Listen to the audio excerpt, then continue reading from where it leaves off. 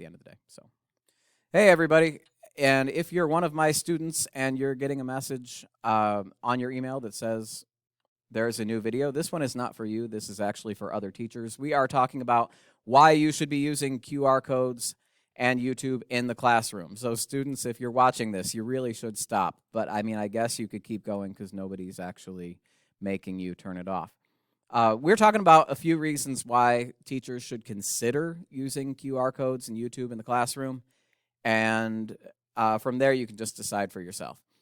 For one thing, as a student, it's almost like it's a natural, innate ability to create an excuse. And our goal is to eliminate excuses. Because here's the thing, like we've got students who say, well, I need to use the restroom every single day. Or I need a Kleenex every single day. Or I need a pencil every single day. And we try to eliminate the excuses as much as humanly possible. We can also do that same thing here. If we post our videos with our notes and our lessons online, then when a student is absent, it's not, I didn't know because no, it's okay, get your phone out, watch the lesson. So instead of having to borrow someone else's notes, they can pull out their phone, they can scan the QR code, and they can jot down what they see. Usually the front side of my notes takes somewhere between 10 and 20 minutes, depending on what's going on. But again, we're just trying to eliminate the excuses as we go through the process.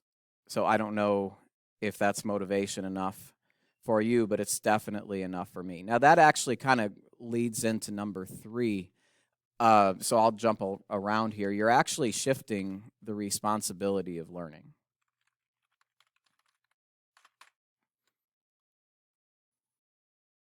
Our goal is ultimately, we're trying to keep our hands off as much as we can. We're talking about the flipped model. Some teachers are going to a flipped model of learning.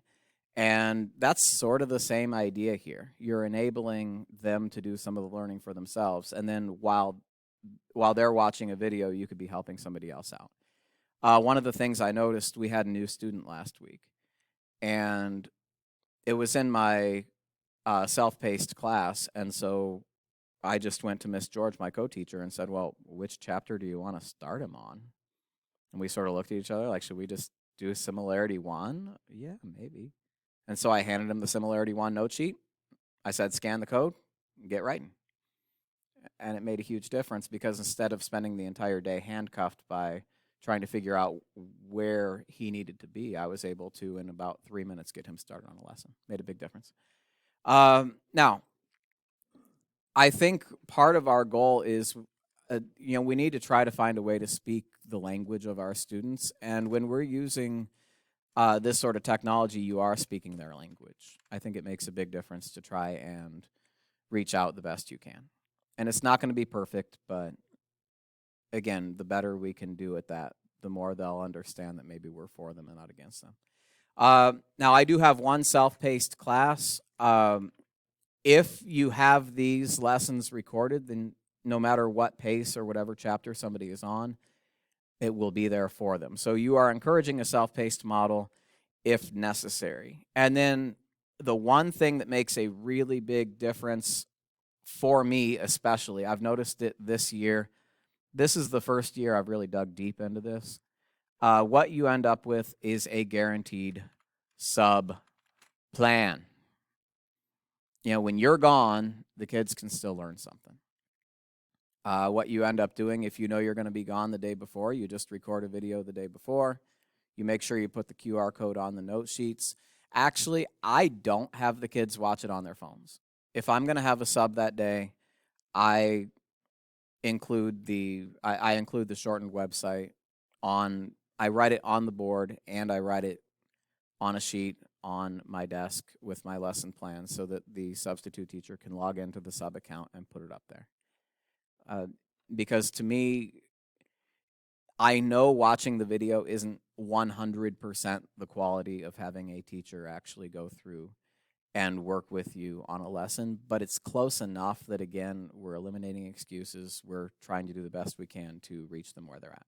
So I know a lot of times when you get to a fairly easy lesson that you think most of the kids are going to grasp their first time, this works really well. If you're going to be gone a day, if you've got a doctor's appointment, dentist appointment, I think it makes a big difference. All right. A few things to be aware of. I know you know how to read, so I'll just emphasize a couple things.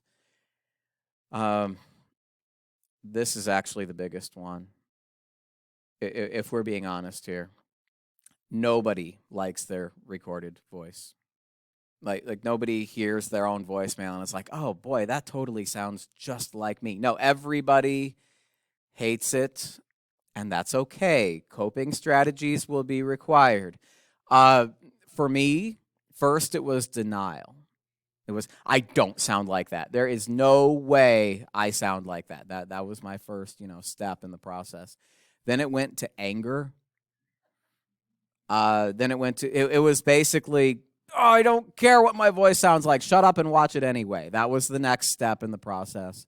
And then now it's sort of like acceptance. I think it's just, all right, just can you please just watch it and leave me alone? It's one of those things. I think it's a process, but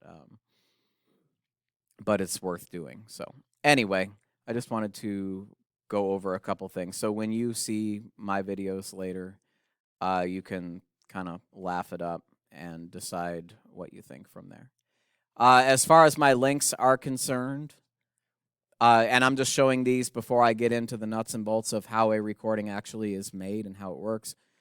I pay the $18 a year, and the reason I pay the $18 a year is because I might not be here 10 years from now. I might not be here 3 years from now. Nobody really knows. And I would rather have the freedom of not having to worry about if an account was associated with the district. So for me personally, I do it through my personal email and I do it through my personal account. And yeah, that's $1.50 a month that I have to spend because of it, but I think that's probably worth it. Because ultimately, unlike some courses which are very specific to the school that you're at or the standard that you're dealing with, most of the math standards carry over district to district, state to state, whatever. And I would rather have the freedom of being able to help somebody now, being able to help them later, and being able to do the same process. That's not to say I'm planning on leaving the district. I just like the freedom. And if $1.50 is what I have to pay for the freedom, I think it's probably worth it. As far as the QR codes are concerned, we will make a QR code with this video here in just a couple of minutes. They are going to try and get you to sign up for a pro account, which is going to have a free trial, and then they are going to bill you. I have not been billed for it, I don't think, but I almost got billed for it. And they're going to put up all sorts of pop-up windows that make you think you have to pay for it. Don't fall for it. They're free. The codes are free.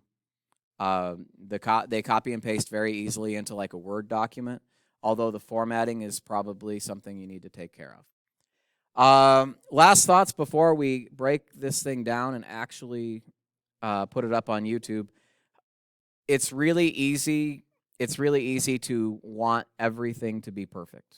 Like there, I just dragged the screen, and that was not perfect. It's really easy to want to make it perfect. Don't. It's not going to be. The kids are going to make fun of you if they're going to make fun of you anyway. It doesn't really matter. You could make the perfect video, and they're still going to find something to complain about.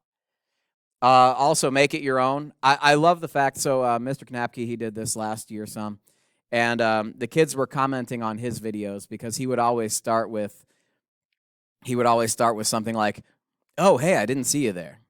One of those, just one of those kind of awkward, but it's fantastic. It was his personality, and I think it really showed up. And then the last thing, and then we're going to go into the actual demo here. My experience, obviously, I didn't even know that the new camera thing does QR codes automatically. So I learned something today. So please keep teaching me things, and I'll try to keep teaching you things. All right, I hope you learned something today. Thank you for watching, and I'll see you next time.